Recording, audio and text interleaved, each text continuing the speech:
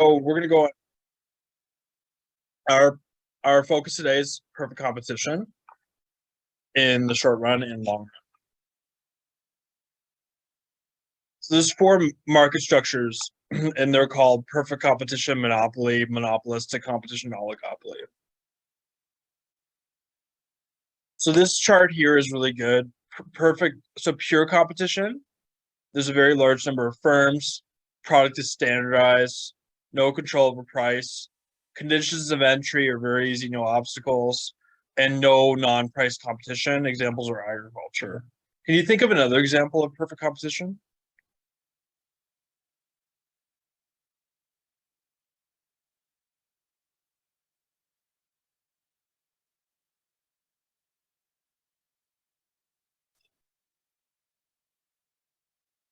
Paper. Yeah, that's probably a good idea. Yeah, that's good, Gregory. That's great.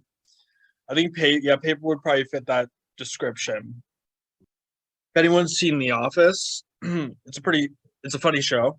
Uh, the paper industry is not there's not a lot of differentiation. Like each product is basically the same. Yeah, it's a funny show. I used to watch it all the time. So yeah, there is no difference in paper from Staples to Walmart to other places, basically. So that would fit the perfect competition model. So that's great. A great, great one, Gregory. That's excellent. And then monopolistic competition is when there's many firms, the product is differentiated. There's some control over price, but within rather narrow limits, and it's relatively easy to enter.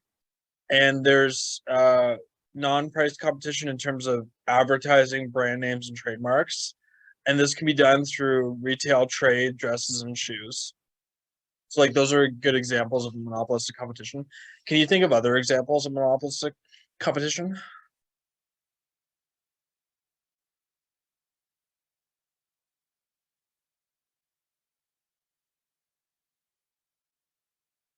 That's good. Yeah, video games. That's great, Gregory. Yeah, video games would be a good example because they aren't that different from each other.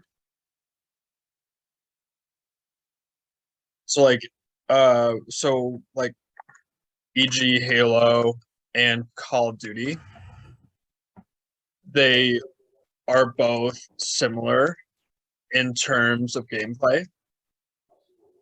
So very little differentiation.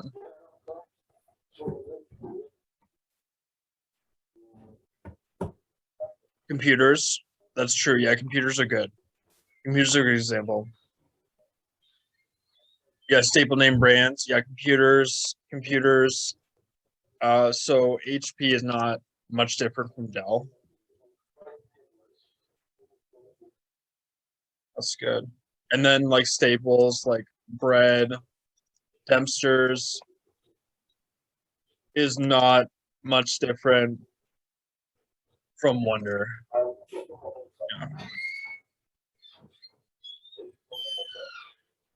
Yeah, like Minecraft is similar.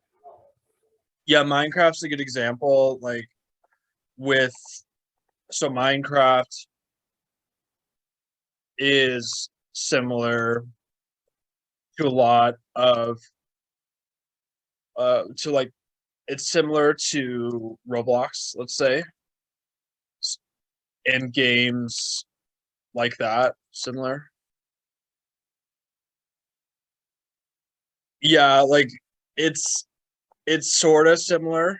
Like it's a bit different, but it's definitely not complete. Like it's differentiated a bit, but there's still a lot of similarities. But it's not exactly similar.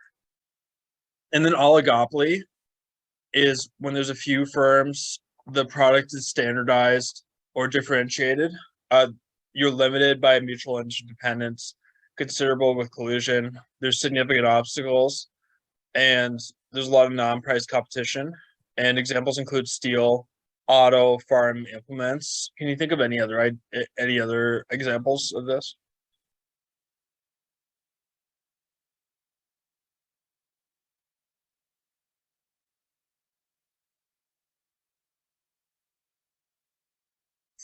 Yeah, that's good. Yeah, good job. That's great. Oligopoly. Yeah, 2 to 3 companies is excellent. Yeah. If it's like a small industry, so milk, that fits the bill here. So milk, there are only a few milk producers in Canada, and then they have pricing power because they can coordinate together. Airlines, it's great. Yeah, airlines. So Air Canada, WestJet, they can coordinate prices. Yeah, so Bell Rogers would be another example. Can coordinate telecommunication prices because it's an oligopoly. WestJet, Porter, Air Canada, that's great. A great job on that. That's excellent. So those are good examples of oligopolies. And then monopoly, there's one firm. The product is unique. There's no close substitutes. There is considerable control over price. Conditions of entry are blocked. Non-price competition is mostly public relations and advertising, and then examples are local utilities. So conditions required for perfectly competitive markets include very large numbers. So each firm has a minuscule part of an entire market. Standardized product, identical and thus are perfect substitutes. Price takers so small they have no influence over the market price. Easy entry and exit, no obstacles to entry or to exit the industry.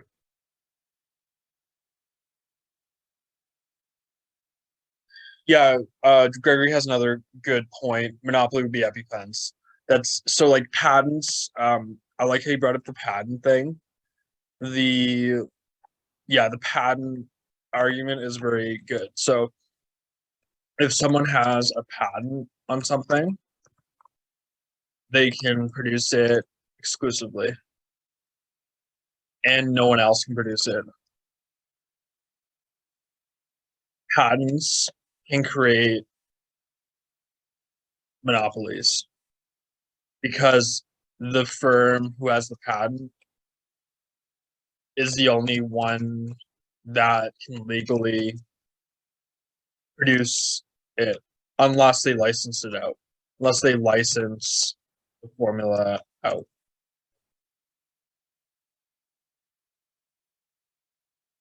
So, perfect competition, perfectly elastic demand.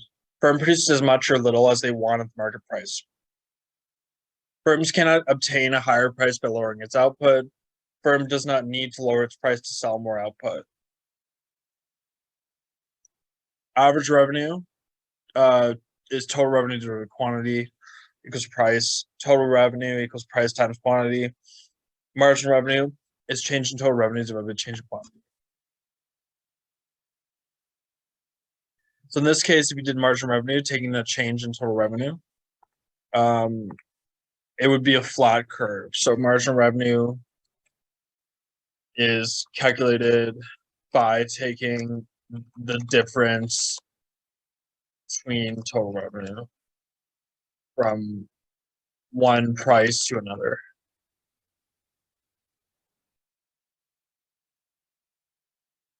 So perfectly competitive firms are price takers, so they cannot maximize profit by changing the price. They can maximize its profit, minimize its loss only by adjusting output. So in this case, they would, in this case, where do you think they would maximize profit? What total product would they have to produce to maximize profit?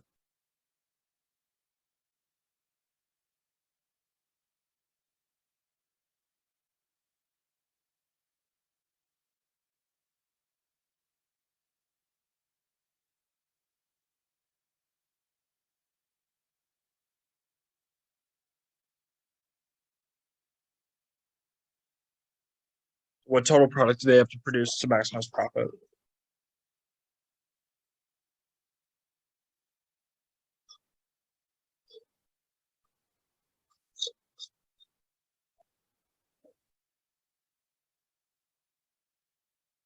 Okay, that's okay. So, uh, 9.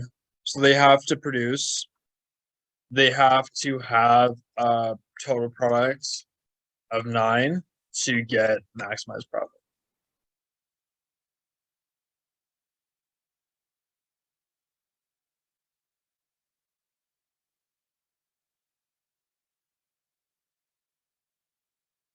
So yeah, here would be the maximum economic profit right here.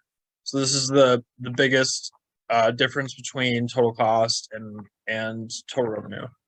This green line is the biggest difference between total cost and total revenue.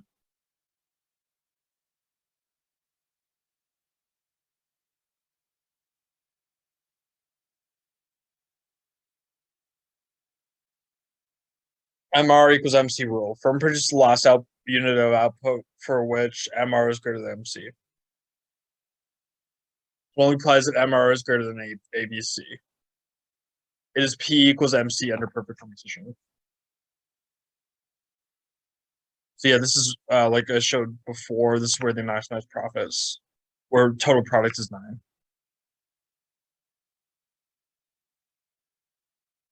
It's right here. So they maximize profits, they maximize profits where MR equals MC. So that's always true. If you want to maximize profits, you set MR equal MC.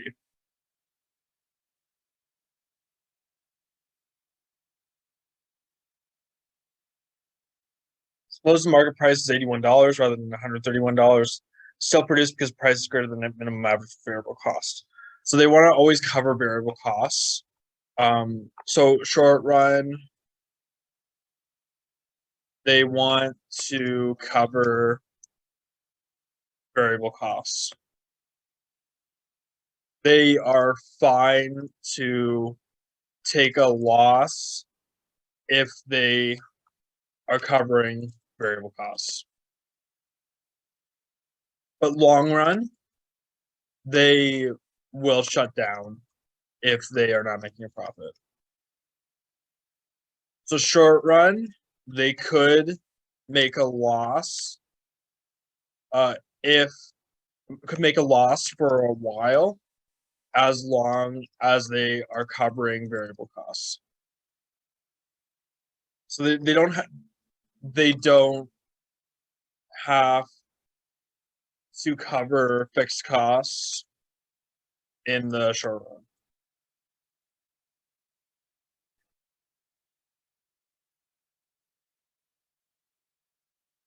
So in this case, total product is 6, and this is where profit is maximized. So you have marginal cost almost equal to marginal revenue. So if marginal revenue equals marginal cost, profit is maximized. And here it shows that profit is highest at MR equals MC. So make sure MR equals MC to maximize profits.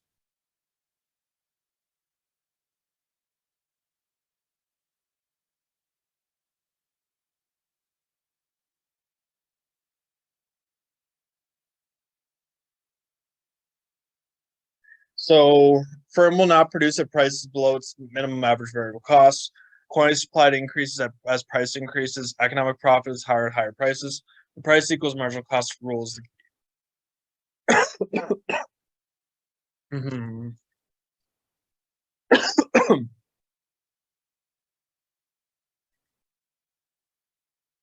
A wage increase shifts the supply curve upward and to the left, decreasing in supply. Technological progress will shift the supply curve downward to the right, increasing in supply. So should this firm produce? Yes, if price is greater or equal to minimum average total cost. This means that the firm is profitable or that its losses are less than its fixed costs. What quantity should the firm produce? Produce where MR equals MC there, profits maximized or loss minimized. Will production result in economic profits? Yes, if price is greater than average total cost.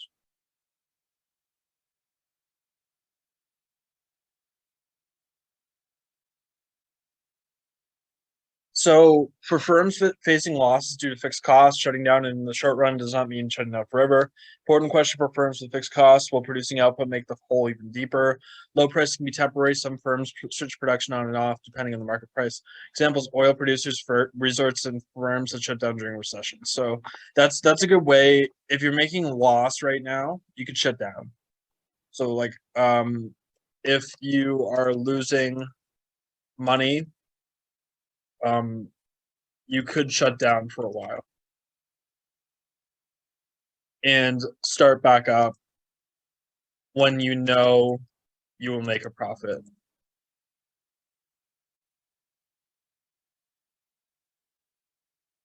So profit maximization in the long run, we have three assumptions: easy entry and exit only.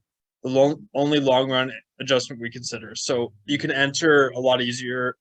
You can exit a lot easier in the long run because all costs are variable. So all costs are variable in long run. And then perfect competition, all firms in the industry have identical costs. Entry and exit do not affect resource prices. So in the long run, prices will equal to each firm's minimum average total cost. Production will also occur at this point. So entry eliminates profits. Firms enter, supply increases, price falls. Exit eliminates losses. Firms exit, supply decreases, price rises. So positive profits will attract new firms. So if if an industry is making positive profits, the firms will enter.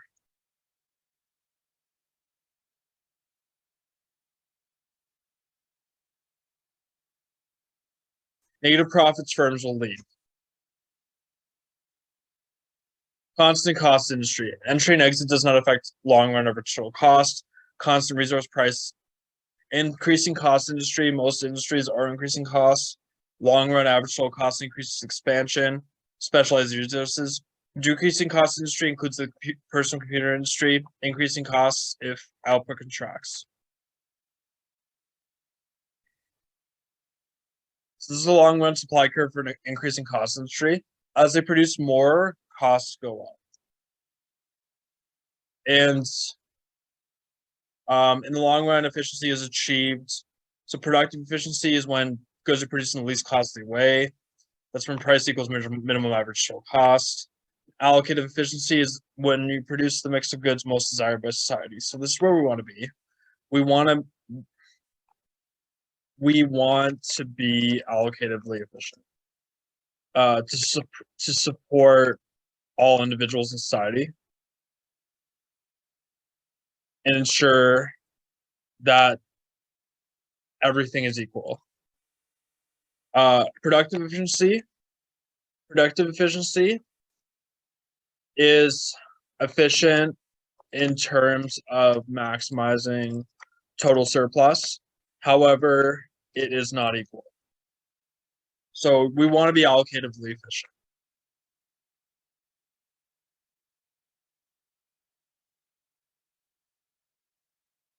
So in this case, this here, since price equals marginal cost, so price equals marginal cost, and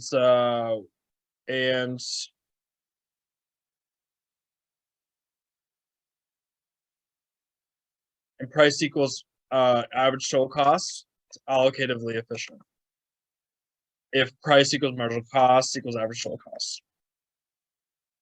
And then if price just equals average total cost, it is productively efficient, but it isn't allocatively efficient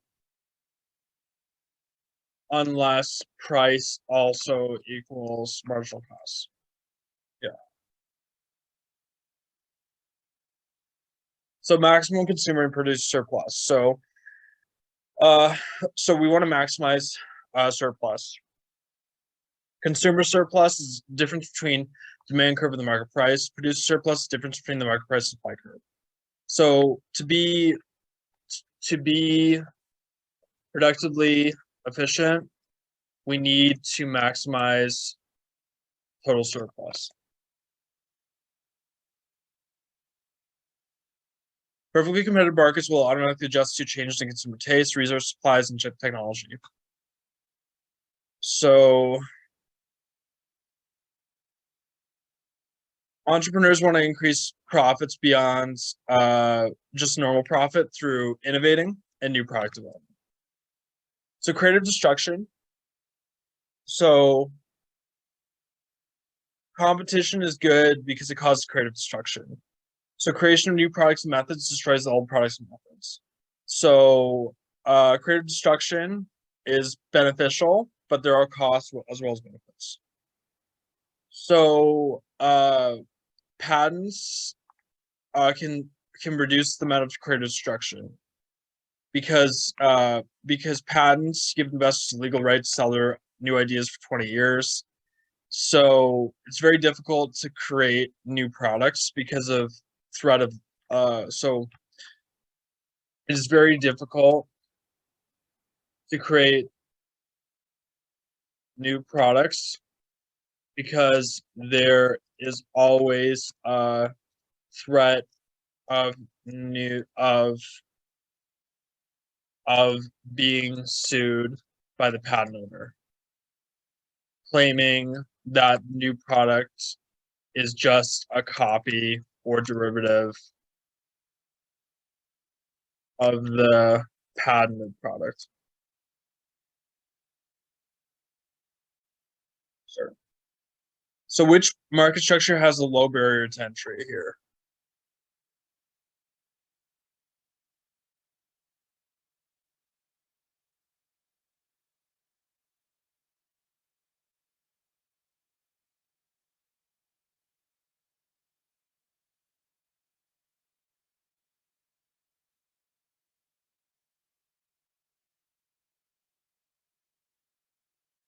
A good try. It'll be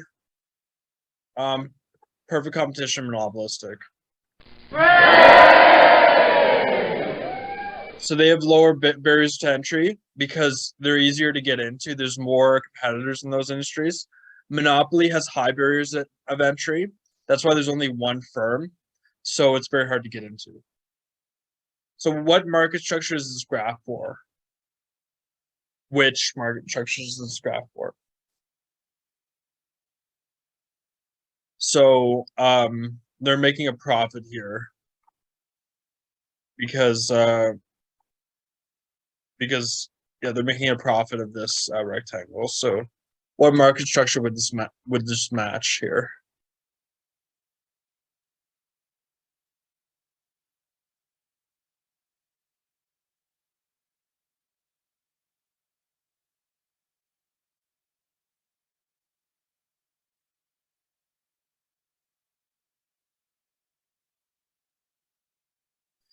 So I'll say probably an oligopoly.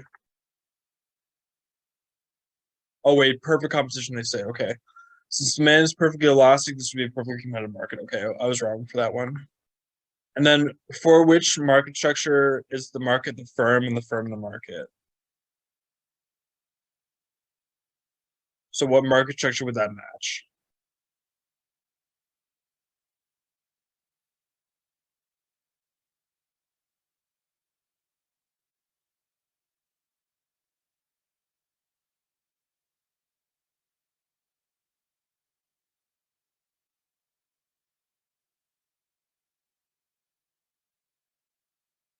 Monopoly. Then what market structure has one firm?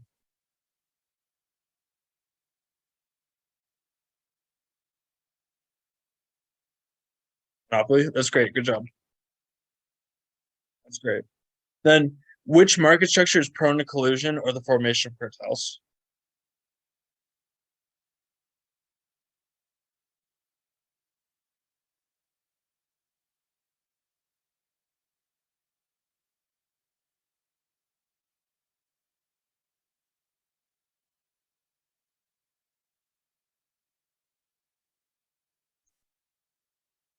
Or could try to be oligopoly. So they can band together to set prices very high for consumers. Then which market structure is allocatively efficient?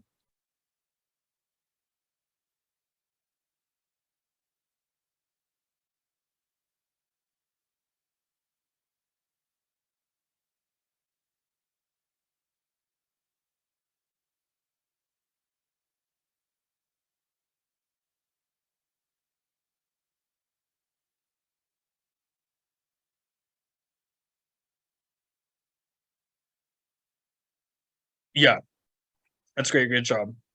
So perfect competition, allocatively efficient. Then for which market structure do you see the most advertising?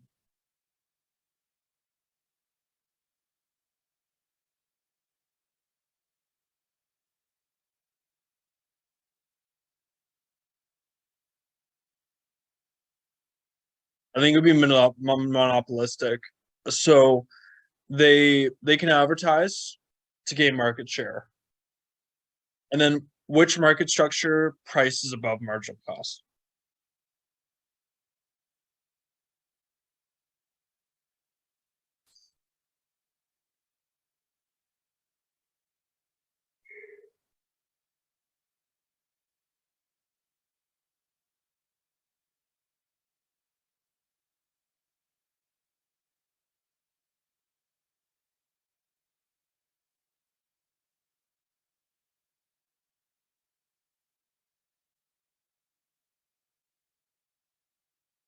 So monopolistic competition, oligopoly, monopoly, all price above marginal cost. And they're not allocatively efficient. Which market structure can make a profit in the long run?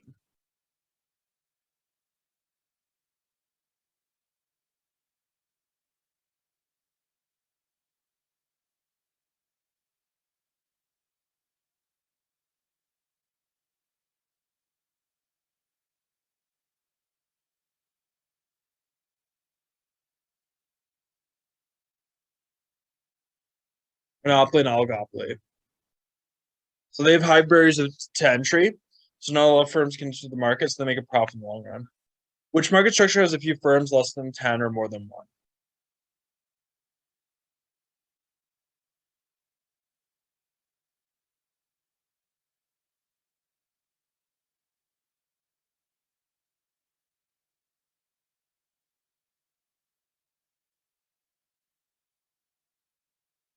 Maybe oligopoly.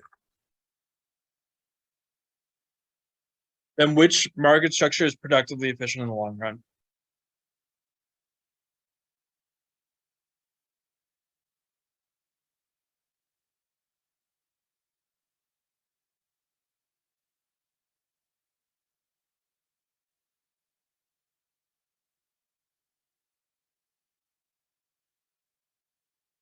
That's great. Excellent job. Yeah. So they are equal and efficient in the long run. This is a long run graph for which market structure here?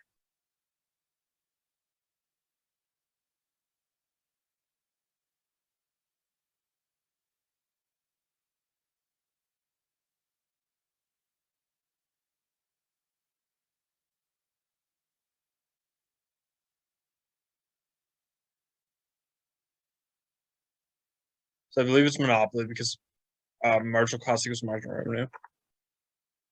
Which market structure is this graph for here?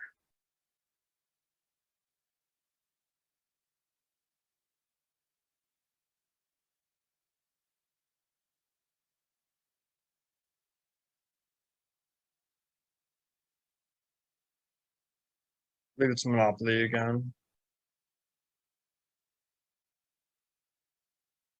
Monopoly and monopolist competition. Which market structure has homogeneous identical products?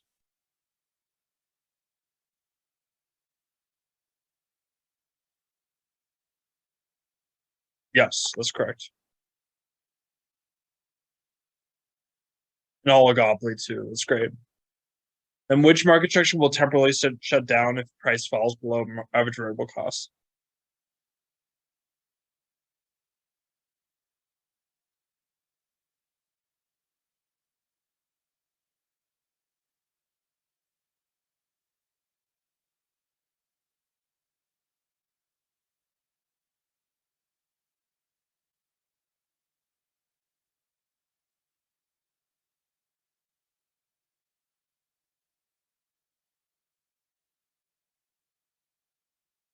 All of them.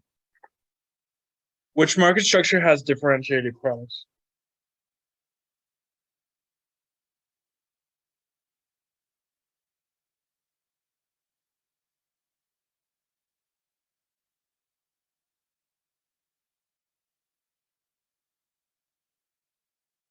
Let's check.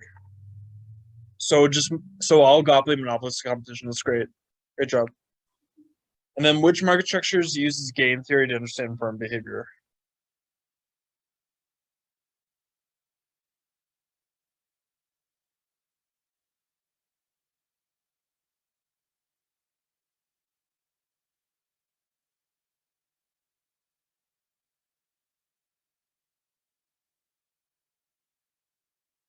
It's oligopoly. For which market structure is the government most likely to impose a socially optimal price?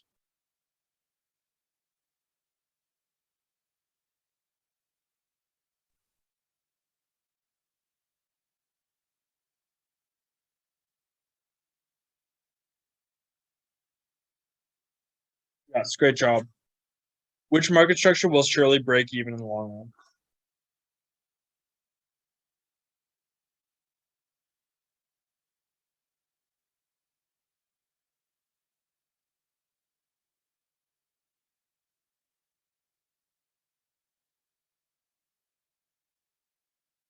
That's great. Great job. And monopolistic. That's great. Which market structure has many firms?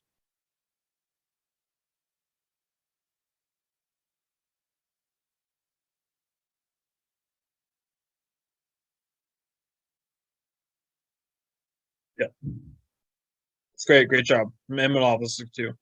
And then which market structure has higher barriers to entry?